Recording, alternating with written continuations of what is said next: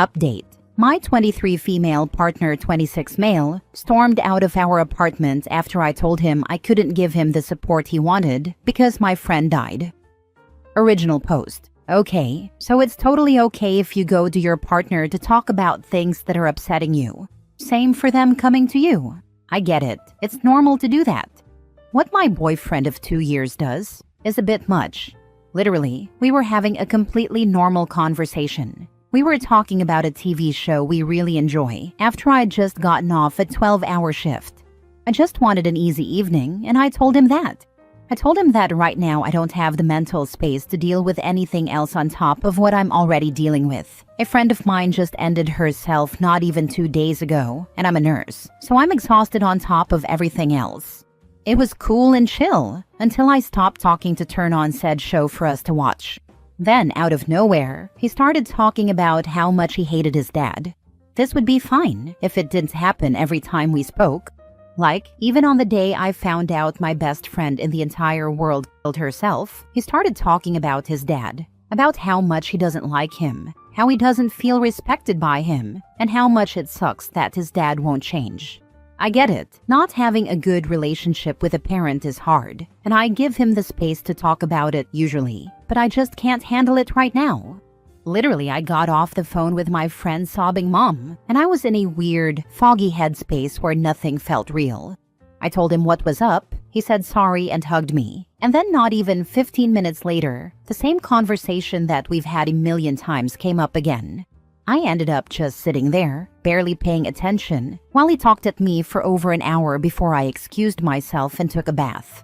I told him very bluntly tonight that I really just need a few days to mentally recover, and I don't believe I'm in the space to comfort him the way he needs. And he totally flipped out on me. He called me a bitch, told me I was completely selfish, and that he needs to talk about his dad so he doesn't obsess over it. He told me I don't understand what he's going through, because I never had a dad in my life to begin with. I got defensive because that comment hurt my feelings, which made everything worse.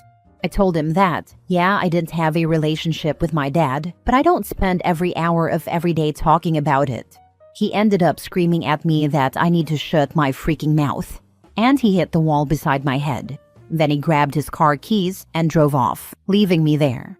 He still isn't back. And it's 1 a.m. His location is off. He hasn't returned my phone calls. All I got from him was a concerning text message around 11:30 saying, "You're completely unempathetic to what I'm going through. I hope you think about your actions." I don't know what to do going forward from here. I want to have a conversation with him about all of this when he gets home, but I don't even know where to start. This is the first time in our entire relationship where I've told him I don't have the mental space. This is also the first time in our relationship where he stormed out like this. I feel guilty because I know the relationship with his dad upsets him, and I absolutely shouldn't have gotten defensive, but I just don't have it in me to offer comfort. Is there any other way I can say to him that I don't have the space? Now for the top comments before reading the updates. Leave. He's abusive. Next time it could be your face, not the wall 2 inches from it. That's abuse. Leave. For your safety. Agreed. That's a beaut. And it's scary to think that this could definitely turn violent very quickly. Of note, it also didn't start or stop when he punched the wall. He made the hurtful comment about OP's dad, which is emotional abuse. Then spent the time away from the house, mentally abusing more by saying that OP needed to think about her actions. If it was rude comments in an argument, that would be bad. But the stuff after and the hitting part is really, really bad. Don't have a conversation with him. Leave. He punched the wall next to your head. That's not okay. That is your neon flashing light that he is not a safe person. You do not need to explain yourself to him. You already did. And his response was you yell at you, call you names, and then punch the wall next to your head. Leave his crazy butt. Leave quickly and quietly. The fact she had to specifically say, "Can we have a chill evening please where we don't ruminate on you hating your dad," is insane. And that she felt she had to have a good reason to just chill. He's made her feel obligated to be his therapist 24/7. How exhausting. He's a loser. Mini update. I'm not going to lie. The moment comments started coming in about abuse, I felt sick. Luckily, the panic I felt lit a fire under my butt.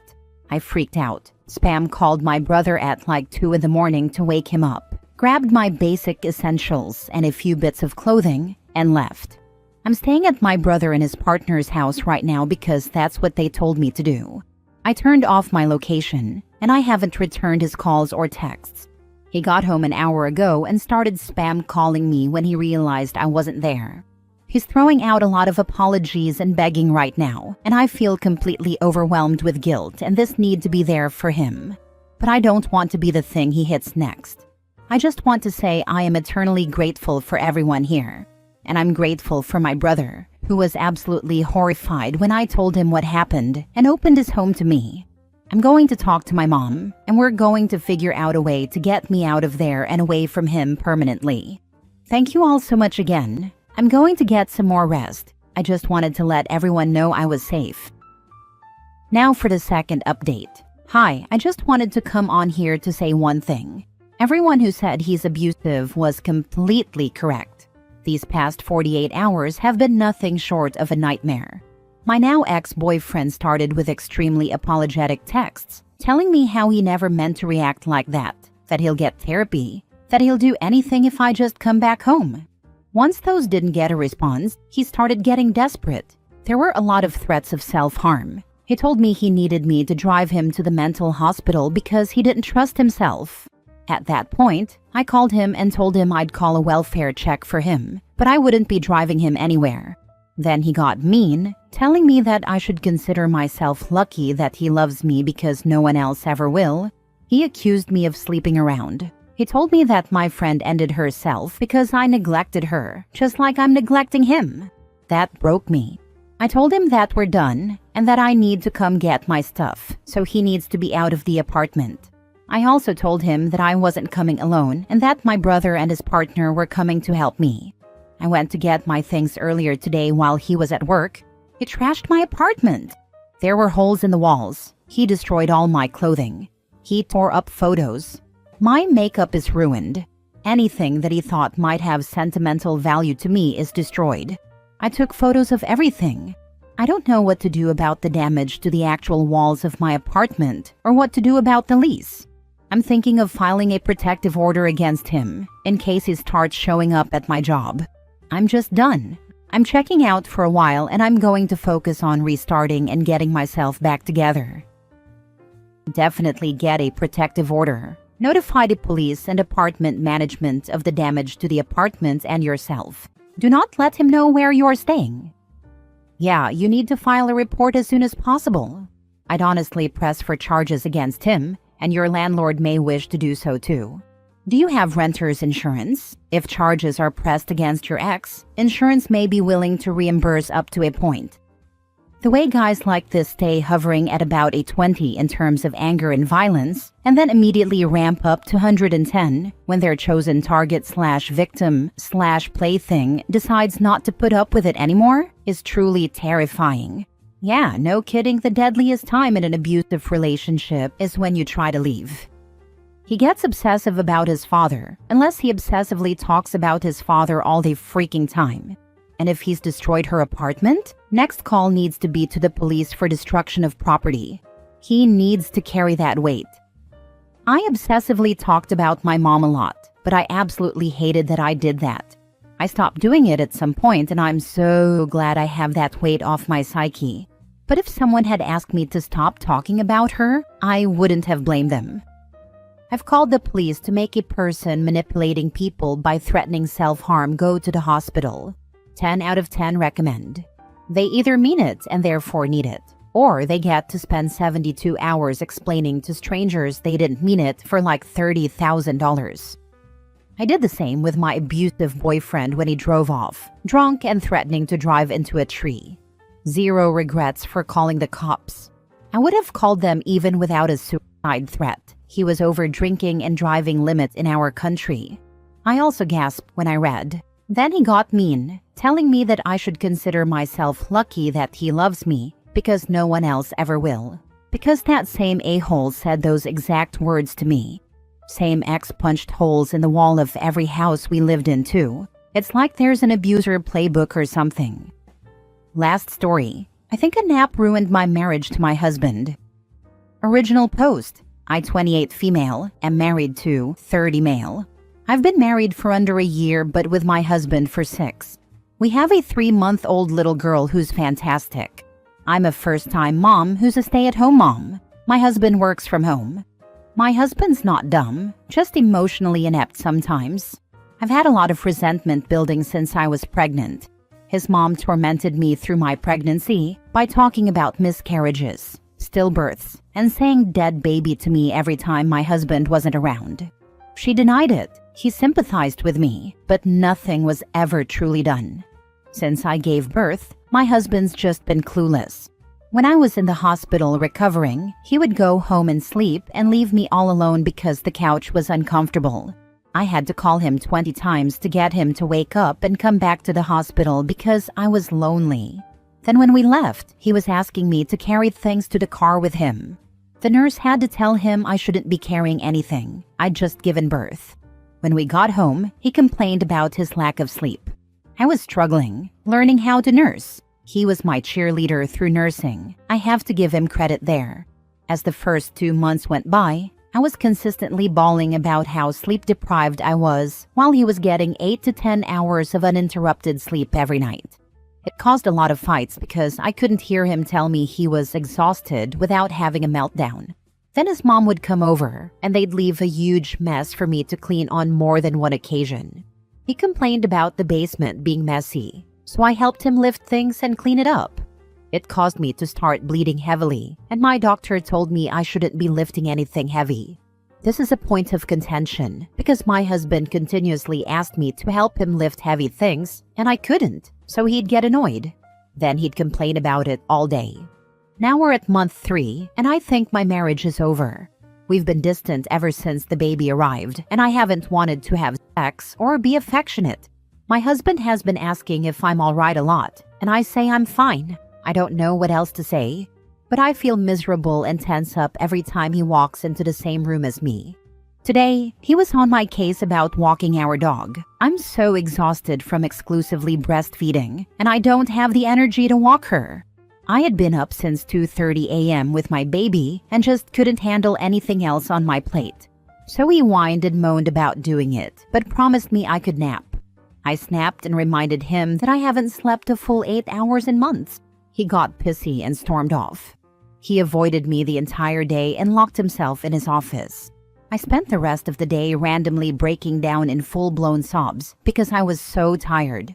11 p.m. hits, and he hasn't come out of his office, so I finally break and go get him. He gives me the cold shoulder and I just break down. All the lack of support just broke me. I told him I hated him, I wish I could go home, and I even mentioned divorce. He calmed me down and apologized for being selfish. When I asked what he did all day, he said he napped. He napped the whole day. While I was struggling to keep myself standing, he was napping. I broke down. I cried and cried. He was apologetic and showering me in sorries and I love yous. For the first time ever, I couldn't tell him I loved him too. Now it's 2 a.m. and I can't sleep because I'm so distraught. He's snoring next to me and I just hate him right now. I want to take my baby and run away. I don't want to live here anymore. Being a single mom seems easier than dealing with all this emotional stress and neglect. What am I supposed to do? I just can't believe I'm ready to leave him all because he took a nap. Now for the top advice before reading the update. Oh man, this is classic. When you finally divorce him, he will be shocked and you will be relieved. Men like this are emotionally stunted and can't empathize properly until you're literally breaking down and forcing them to care.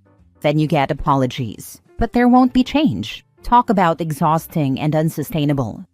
Personally, I would run.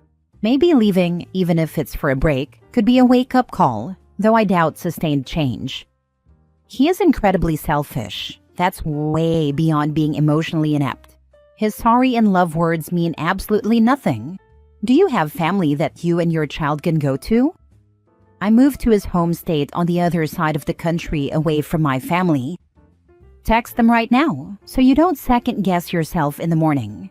Tell them it's an emergency and you need help. Also, sorry, this really sucks. Now for the update. So we talked. Well, I talked. He listened. I told him I couldn't do this anymore and that something needed to change immediately, or I was going to go back home and take my baby with me. He stared at me, confused, but then realized I had 2 bags packed by my dresser and was ready to leave. I finally was able to articulate all the resentment that had been building, his mom's cruel and careless behavior, feeling abandoned at the hospital and now at home. How it feels that everything falls onto me so he can bring a paycheck home. I realized after saying all this that I hadn't really told him how I was feeling. I just continued to bottle it up. He was defensive at first, and I gave him one warning. If this conversation was filled with excuses, I'm walking out. So he stopped and truly listened. He was genuinely remorseful.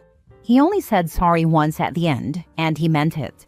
Then he started asking me what I needed him to do. We made a plan, and I finally feel like I can breathe a little easier. He has dog walks handled indefinitely. Mother-in-law is banned from the house, and to have no contact with me or my baby. Once my husband's off work, I'm off duty for the day. I'll still breastfeed because I want to do that. I get a lot of fulfillment out of it. And if you saw the way my baby pats my boob when she nurses, you would too. Her big hazel eyes are like a drug. I'm typing this while soaking in a warm bath. I've been promised the weekend to decompress and sleep to my heart's content. I'll pump instead of nurse this weekend, and we have a stash of frozen milk he's planning on using. He knows what needs to be done, her routine, how much to feed her, so I know he's capable. I can actually hear him unloading the dishwasher right now. We're planning on doing something as a couple one day each weekend, so I don't feel like just a mom. I can be a person too. We're going to go to couples counseling, and I'm going to start individual therapy. He's already in therapy. He didn't have a dad who showed him what love looked like. He had an adult toddler as a father who threw tantrums and verbally abused him and his mother. My husband often comments on how my dad drops everything in a nanosecond for me and how he wants to be like that. But he's not. He's failing me and his daughter. That was really tough for him to hear. So now we take it day by day. If he's actually capable of change, I'll have to wait and see. My bags are still packed and by the door. I guess I have them there as a reminder to myself that leaving is an option at any moment I please. That makes me feel a little better. I'm hopeful, but not delusional. I know we might not be able to come back from this, and that's okay. I have to take care of myself so my little girl has a mama who smiles at things besides her. I have an appointment scheduled for a PPD screening, and my mom's planning on visiting at the start of next month. My family's ready with their door wide open when I choose to come home. Made me cry to hear my dad tell me he'll be on the first flight when I'm ready, so I don't have to fly home alone. Thank you all for letting me spill my guts.